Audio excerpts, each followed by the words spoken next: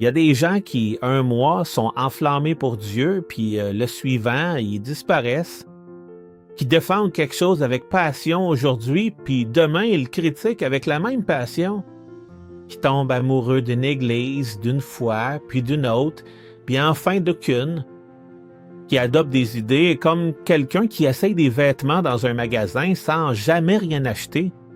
C'est pas qu'il cherche, chercher ses biens, c'est autre chose. C'est de ne pas voir de centre, c'est de laisser la dernière conversation, la dernière vidéo, le dernier prédicateur, le dernier livre décider de ce que vous croyez cette semaine-là. Le problème de vivre ainsi, c'est que rien prend racine, et sans racine, n'importe quel vent vous fait bouger.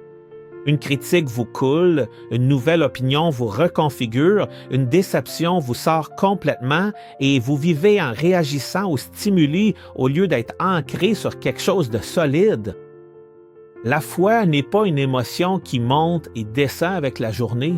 C'est une décision qui se maintient même quand on ne la ressent pas. Il y a des jours où vous allez croire avec les larmes aux yeux, puis d'autres où vous allez croire en serrant les dents. Les deux comptent. Ce qui ne fonctionne pas, c'est de lâcher prise chaque fois que ça devient difficile ou ennuyeux. Pierre a dit un jour à Jésus, après que beaucoup d'autres soient partis, « À qui irions-nous?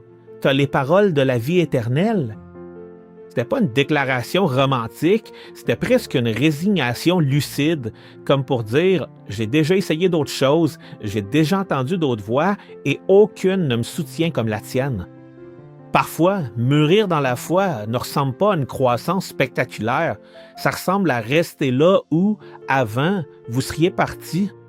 Ce sont là des paroles de vie pour que nous ne soyons plus des enfants ballottés et secoués par les vagues et emportés ici et là par tous les vents d'enseignement.